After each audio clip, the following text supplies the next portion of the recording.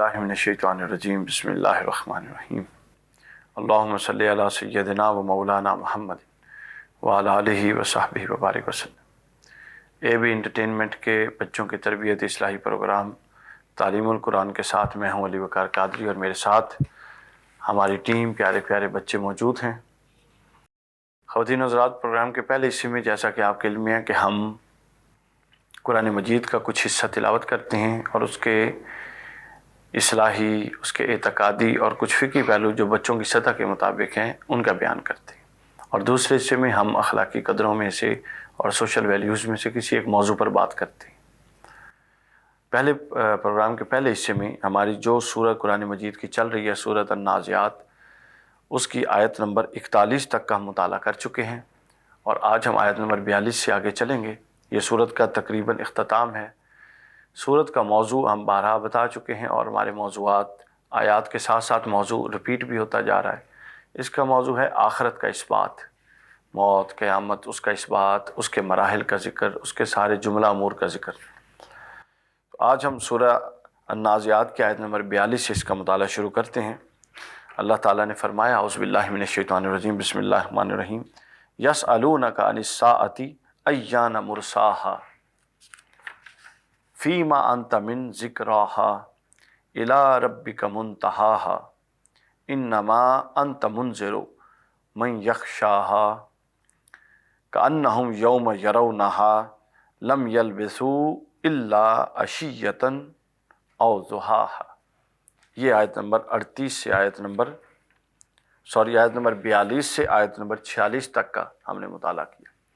पहले मैं इसका तर्जुमा समझा देता हूँ, फिर इसके अंदर जो अहम चीज़ें जो समझने से मुताल्लिक़ हैं फिर हम बारी बारी उनका ज़िक्र करेंगे। यसअलूनका अनिस्साअ, ए महबूब मुकर्रम सल्लल्लाहु अलैहि वसल्लम, ये कुफ़ार आपसे सवाल करते हैं कि क़यामत कब आएगी। ये सवाल, ये कुफ़ार का कुरान मजीद में ये सवाल कई जगहों पर आया, बहुत सारी अहादीस में आया। वो कहते थे कि जिस क़यामत का आप ख़बर देते हैं, जिस क़यामत के बारे में आप बताते हैं कि हम फिर ज़िंदा हो जाएंगे, एक मीज़ान लगेगा, उस मीज़ान में एक सिरात होगी, हमने उस पुल सिरात पर से गुज़रना है, हमारे अमाल तुलेंगे, ये सब कुछ होगा, भाई ये बताएं कि वो होगा कब। ये सवाल वो करते थे। अल्लाह रब्बुल इज़्ज़त ने इस सवाल को कहीं भी एंटरटेन नहीं किया। क्यों नहीं किया? चूँकि वो ये सवाल किसी अच्छी नीयत से नहीं करते थे, बल्कि वो मजाक बनाने के लिए करते थे।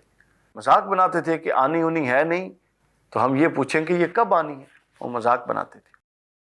तो हुज़ूर सल्लल्लाहु अलैहि वसल्लम ने पता है क्या फरमाया? ये एक रवैया जो हमें बताया गया कि जहाँ भी वो सवाल करते, उनके सवाल को एंटरटेन नहीं किया जाता, बल्कि आगे से ये पूछा जाता, तुम ये तो पूछते हो कि कब आएगी, ये बताओ कि तुमने उसकी तैयारी कितनी कर रखी है। अगर कल आ जाए और अगले लम्हे आ जाए तो क्या तुम तैयार हो? ये जवाब कुरान ने दिया, फ़ीमा अंत मिन ज़िक्राहा। तो आप उस वक्त, आप उसके वक्त के ज़िक्र से आपको क्या गर्ज़ है?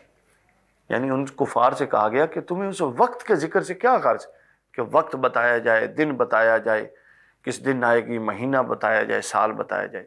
तुम ये बताओ कि क्या तुम तैयारी कर चुके हो, ईमान ला चुके हो, इतने अमल कर चुके हो कि क़यामत आ जाए और तुम सुरखरू हो जाओ। इला रब्बिका मुंतहाहा, उसकी इंतहा तो आपके रब तक है। यानी जिस तरह जब शुरू हुई थी कायनात तो अल्लाह था और कोई नहीं था, इसी तरह जब ये ख़त्म होगी तो अल्लाह की ज़ात रह जाएगी। इन्नमा अंत मुंज़िरु मन यख़शाहा। ए महबूब, अब हुज़ूर सल्लल्लाहु अलैहि वसल्लम को फरमाया जा रहा है कि आप तो महज इस शख्स को डर सुनाने वाले हैं जो इससे ख़ाइफ हो, यानी जो अल्लाह से डरता हो उसको डरा के अल्लाह की राह पर लाने वाले हैं। कअन्नहुम यौम यरौनहा, गोया वो जिस दिन उसे देख लेंगे। किसको देख लेंगे? उस क़यामत को देख लेंगे। यानी कब्र में पड़े हैं, मौत आ गई है, तवील अरसे बाद क़यामत आ गई, तो देख लेंगे तो पता है वो क्या कहेंगे? लम यल्बिसू इल्ला अशिय्यतन औ ज़ुहाहा, कि दुनिया में हमने एक शाम या उसकी एक सुबह के सिवा ज़्यादा वक्त नहीं गुजारा, ठहरे ही नहीं। यानी ये जो दुनिया का साल हा साल गुजार के गए होंगे तमाम इंसान, तो वो जब पलट के देखेंगे और क़यामत वाक़ई हो चुकी होगी तो वो पता क्या समझेंगे? वो कहेंगे यार दुनिया में तो हम थोड़ी देर, एक शाम या एक सुबह یہ ایک دن کا کچھ حصہ گزار کے آئے ہیں، یعنی یہ اتنا گزرا ہوا وقت ان کو اتنا سا معلوم ہوگا۔ مثلاً آپ کو میں بھی ایک مثال سے بات سمجھاتا ہوں۔ ابھی آپ لوگوں میں کچھ کی عمر 6 سال، کچھ کی 10 سال، 15 سال ہے نا۔ ہمارے یہ جو باقی دوست ہیں ٹیم کے 25 سال، 30 سال، پھر کوئی 40 سال، پھر کوئی 50 سال، 60 سال، حد 70 80 100 سال یہی ہے۔ تو اب میں اب 33 سال گزار کے بیٹھا ہوں۔ میں اگر پیچھے پلٹ کے دیکھوں کہ میں نے کتنا وقت گزارا ہے تو لگتا ہے چند لمحوں کی بات ہے، چند دنوں کی بات ہے، چند مہینوں کی بات ہے۔ ایسا ہے نا۔ اسی طرح جب موت واقع ہو رہی ہوتی ہے تو بعض روایات میں ہے بندہ سوچتا ہے کہ میں نے تو تھوڑا ہی وقت گزارا اور میں جا رہا ہوں، حالانکہ اس نے تو کئی سال گزارے ہوتے ہیں۔ یہی رویہ ان کا بتایا جا رہا ہے کہ جب قیامت واقع ہوگی تو وہ کیا کہیں گے؟ ہم نے تو بھائی دنیا میں تو تھوڑا سا وقت گزارا ہے، زیادہ وقت نہیں گزارا۔ اتنے حصے میں قرآن مجید کے جو اہم اور وضاحت طلب امور ہے، اب ہم ان پر بات کرتے ہیں۔ سب سے اہم چیز یہ ہے کہ کفار جو سوال کرتے ہیں وہ سوال کیا تھا کہ قیامت کے وقوع کے امکان پر جو دلائل اللہ تعالیٰ نے قائم فرمائے تھے اور قیامت کے وقوع کی خبر دی، پھر قیامت کے دن رونما ہونے والی ہولناک واقعات اور ساری چیزوں کا بیان کر دیا۔ پھر قیامت کے دن مومنوں کے ساتھ کیا ہوگا، قیامت کے دن کافروں کے ساتھ کیا ہوگا، بیان کر دیا۔ یہ سب کچھ بیان کرنے کے بعد کفار کے ذہن میں سوال پیدا ہوا کہ یہ ہوگی کب؟ اللہ تعالیٰ نے اس کو انٹرٹین نہیں کیا، اللہ نے اس کو انٹرٹین نہیں کیا، بلکہ اس کا جواب یہ دیا کہ تم کتنی کی تیاری کر چکے ہو، یہ علم تو اللہ جانتا ہے اور اللہ کا رسول جانتا ہے، جو اللہ نے رسول کو عطا فرمایا ہے۔ تو تمہیں اس چیز سے کیا غرض کہ وہ کب آئے گی؟ تمہیں تو اس سے غرض ہونی چاہیے کہ تم کتنے تیار ہو اس کے لیے۔ اور جس دن یہ آئے گی اس دن کیا ہوگا؟ اس دن لوگوں کو یہ محسوس ہوگا کہ وہ دنیا میں صرف دن کے آخری سے یا کچھ دیر کے لیے رکیں۔ اور یہ چیز قرآن مجید کی دوسری آیات میں بھی ہے، سورہ الاحقاف میں ہے کہ یہ کفار جس دن عذاب کو دیکھ لیں گے جس کا ان سے وعدہ تھا، دنیا میں قرآن نے وعدہ کیا تھا، تو یہ کہیں گے کہ دنیا میں تو یہ تھوڑی دیر ٹھہرے تھے، اور پتہ ہے وہ عذاب کتنا شدید ہوگا۔ میں نے دوزخ کے بارے میں کچھ بتایا نا کہ اس کی آگ کتنی سخت ہے، اس کی آگ کو کتنی دفعہ بجھا دیا گیا ہے، یہ سارا کچھ ہم بات کر چکے۔ تو یہ کفار یہ کہیں گے جب ان کو عذاب دیا جائے گا، قرآن مجید میں یہ موجود ہے کہ یا لیتنی کنت ترابا، جب دوزخ کا سخت عذاب دیکھیں گے تو یہ کہیں گے کاش ہم انسان نہ ہوتے، ہم مٹی ہوتے۔ کیوں؟ مٹی کو تو عذاب نہیں ہونا نا، کہتے کاش ہم انسان نہ ہوتے۔ انسان تو جواب دہ ہے، انسان کے پاس عقل ہے، شعور ہے، وہ جواب دہ ہے، مٹی جواب دہ نہیں ہے۔ تو خواتین و حضرات، ہم بھی ہر عمل کا اللہ کی بارگاہ میں جواب دیں۔ آج کے اس مطالعے پر یہاں پر سورۃ النازعات قرآن مجید کی 79 نمبر سورت ہماری اختتام پذیر ہو رہی ہے، اور یہ 30ویں پارے کی دوسری سورت ہے، یہ اختتام پذیر ہو رہی ہے۔ انشاءاللہ ہم اگلے پروگرام میں نئی سورت کا آغاز کریں گے، پروگرام کے پہلے حصے میں۔ ابھی بریک کا وقت ہوا ہے، آپ سے اجازت چاہتے ہیں، بریک کے بعد انشاءاللہ ملاقات ہوتی ہے۔ تعلیم القرآن۔ ویلکم بیک خواتین و حضرات، پروگرام کے دوسرے حصے میں ہم حاضر ہیں، اور آپ کے علم میں ہے کہ پروگرام کے دوسرے حصے میں ہم سوشل ویلیوز، اخلاقی قدریں، اور خاص طور پہ ہمارے بچوں کی تربیت اور اصلاح کے حوالے سے جو اہم ترین چیزیں ہم ان کو بیان کرتے ہیں۔ آج ہم ایک ایسی چیز کو بیان کریں گے جو آپ سب لوگوں سے متعلق ہے، اور وہ یہ ہے کہ دوست کس کو بنایا جائے، دوست کس کو بنایا جائے۔ آج ہم کس پر بات کریں گے؟ دوست کس کو بنایا جائے؟ دوست اس کو بنایا جائے جس کی دوستی سے آپ کو دنیا میں بھی فائدہ ہو اور آخرت کا بھی فائدہ ہو۔ ایسا دوست نہ بنایا جائے، چونکہ دوست پتہ کون ہوتا ہے؟ دوست ہم مجلس، جس کے ساتھ آپ بیٹھتے ہیں، اٹھتے ہیں، کھاتے ہیں، پیتے ہیں، اس کی چیزیں، اس کی صحبت، اس کا انداز، اس کی عادات، یہ سب کچھ دوسرے دوست پر، ہم پر اثر انداز ہوتی ہیں۔ حدیث پاک میں حضور صلی اللہ علیہ وآلہ وسلم، تاجدار کائنات صلی اللہ علیہ وسلم نے فرمایا الرجل علی دین خلیلہ، کہ آدمی اپنے دوست کے دین پر ہوتا ہے۔ ابو داؤد کی حدیث ہے، یعنی جو دوست کا دین ہے وہی اس اشار کا دین ہوتا ہے۔ تو اس لیے دوست بناتے ہوئے بڑی احتیاط ضروری ہے، بڑی احتیاط ضروری ہے۔ اور میں آپ کو ایک حضرت علی کرم اللہ وجہ الکریم کا ایک کال سناؤں، چند دن پہلے میں نے پڑھا، بہت لطف آیا اور اس سے بہت مطلب اندر ایک ہلچل بھی مچی۔ حضرت علی کا کال ہے، آپ فرماتے ہیں کہ دوست احتیاط سے بنایا کرو۔ پوچھا گیا جی کیوں؟ تو آپ نے فرمایا کہ تم دوست نہیں بنا رہے ہوتے، بلکہ تم اپنے جنازے کی پہلی صف کا انتخاب کر رہے ہوتے ہو۔ کیونکہ جب بندہ فوت ہوتا ہے تو سب سے پہلے قریب کون ہوتا ہے؟ آپ کے دوست آتے ہیں کہ نہیں آتے؟ آتے ہیں۔ تو آپ فرماتے ہیں کہ دوست احتیاط سے بناؤ، چونکہ دوست تم اپنے جنازوں کی پہلی صف کا انتخاب کرتے ہو کہ کون کون تمہارے قریب ہو کہ تمہارا جنازہ پڑھے۔ تو اگر دوست ایسا ہو جس کا دین سے تعلق ہی نہیں ہو تو پھر بات تو بری ہے۔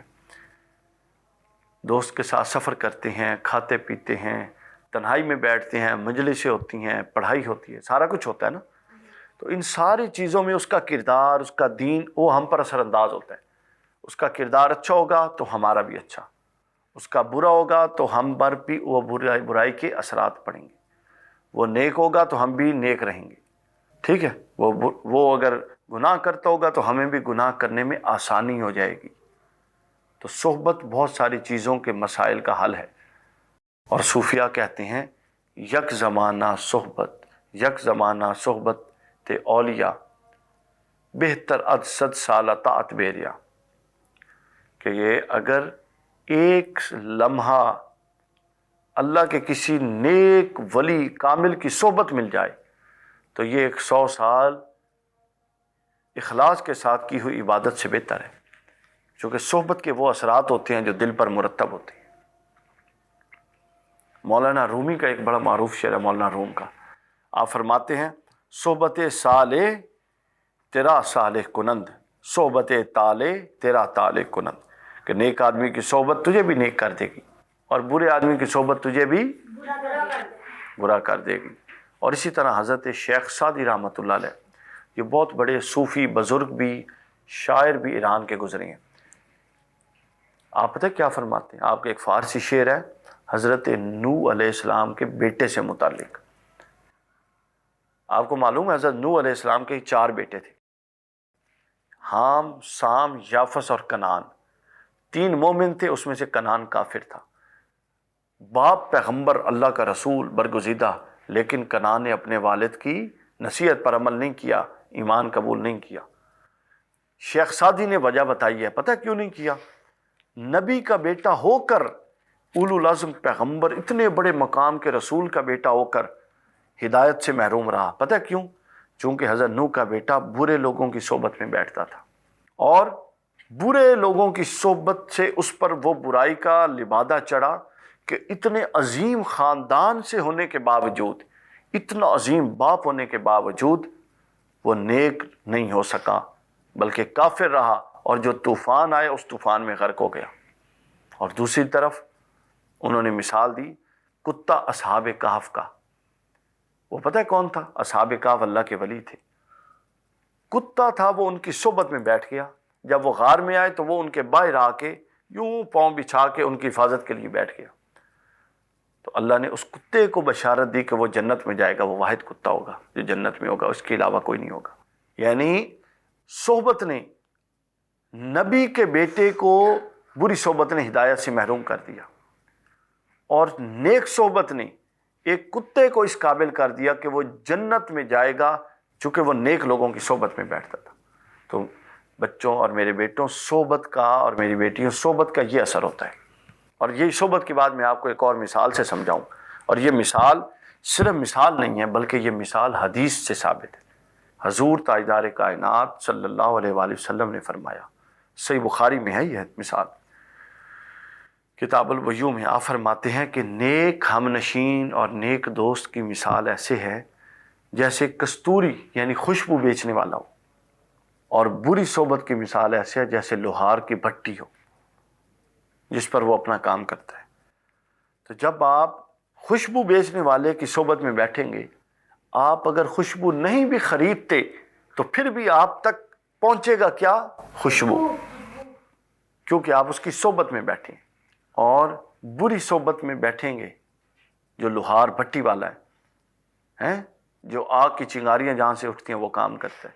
تو اگر آپ وہاں سے کوئی چیز نہیں بھی خریدتے تو آپ تک پہنچے گی کیا؟ آگ کی گرمی.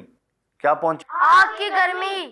چنگاریاں پہنچیں گی، آگ کی گرمی پہنچے گی، گرم لو پہنچے گی. وہ آپ کے کپڑے بھی جلا سکتی ہے، ٹھیک ہے، وہ آپ کا جسم بھی جلا سکتی ہے، وہ آپ کو نقصان بھی دے سکتی ہے. سمجھ گیا نا میری بات؟ تو صحبت کے یہ اثرات ہوتے ہیں.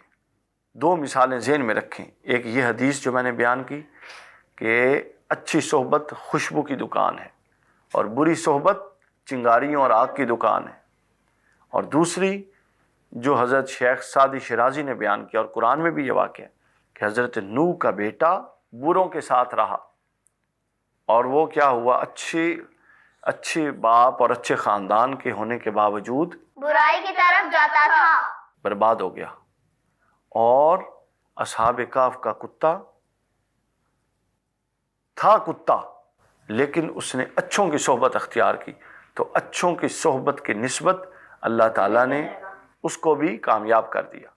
تو گویا جو اچھوں کے ساتھ رہتے ہیں وہ تر جاتے ہیں، جو بروں کے ساتھ رہتے ہیں وہ نہیں تر سکتے. یہاں میں آخر میں آپ کو ایک مثال دوں. ایک صحابی تھے، ایک جنگ ہو رہی تھی، ایک شخص تھا وہ حضور صلی اللہ علیہ وسلم کے ساتھ لڑنے آیا، کافر تھا نا، لڑنے آیا. تو جب وہ بالکل آپ کے سامنے پہنچا گھوڑا لے کے تو اس نے پتہ کیا کہا؟ اس نے کہا کہ اے محمد صلی اللہ علیہ وسلم، اچھا اگر میں آپ پر ایمان لے آؤں تو آپ کس چیز کی ضمانت دیتے ہیں؟ آپ نے فرمایا میں جنت کی، آخرت کی، کامیابی کی ضمانت دیتا ہوں. اس نے کہا اچھا. اس نے کہا چلیں ٹھیک ہے، میں آپ پر ایمان لے آیا. وہ ایمان لا کے گھوڑے سے اترنے لگا وہ شخص تاکہ آپ کے دست مبارک ہاتھوں کو چومے، پاؤں کو چومے. صحابہ کرام حضور کے ہاتھ اور پاؤں چومتے تھے، یہ سنت ہے. تو کیا ہوا، گھوڑے سے وہ یوں گرا کہ اس کی ڈیتھ ہو گئی، فوت ہو گیا. حضور نے پتہ کیا فرمایا؟ اس نے کوئی نماز نہیں پڑھی تھی، بتائیں، وہ تو کافر تھا. 1 منٹ پہلے اس نے حضور پر ایمان لایا. انہوں نے روزہ بھی نہیں رکھا، حج بھی نہیں کی، زکوٰۃ. جب وہ فوت ہو گئے حضور نے فرمایا جس نے جنتی کو دیکھنا ہے آ کے دیکھ لے. کیوں؟ اس کو ایمان کی حالت میں صحبت کے چند لمحات مل گئے تھے بس. تو صحبت نے اس کی دنیا بدل کے رکھ دی. تو پیارے بچوں، آپ بھی اور خواتین و حضرات اور وہ بچے جو ہمیں ٹیلی ویژن پہ سن رہے ہیں اور خاص طور پہ ماں باپ، بچوں کی صحبت پر خاص دھیان دیں. آج کل جو بربادی ہو رہی ہے وہ بری صحبت پہ ہو رہی ہے. ماں باپ پہلے بری صحبت کو اگنور کرتے ہیں. ماں باپ پہلے ہم آنکھیں بند کر کے رکھتے ہیں کہ بچے چلیں جی بچے ہیں، چلیں جی بچے ہیں. لیکن ایسی بات نہیں ہے. بچے ضرور ہیں لیکن بچے بری صحبت کا برابر اثر لے رہے ہوتے ہیں. ہم اس کو اگنور نہیں کر سکتے، اور جو اگنور کرتے ہیں اس کی بربادی ہم اپنے معاشرے میں دیکھ رہے ہیں.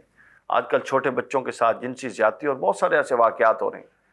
یہ بری صحبتوں کا نتیجہ ہے، اور یہ واقعات اس لیے ہوتے ہیں کہ ماں باپ کی کڑی نظر نہیں ہوتی بچوں پر.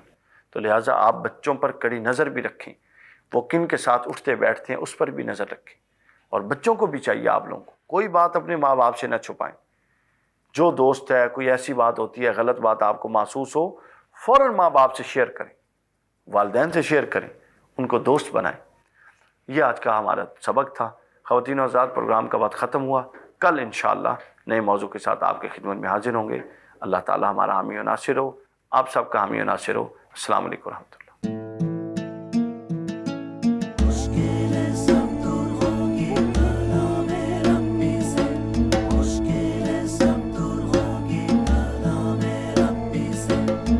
تا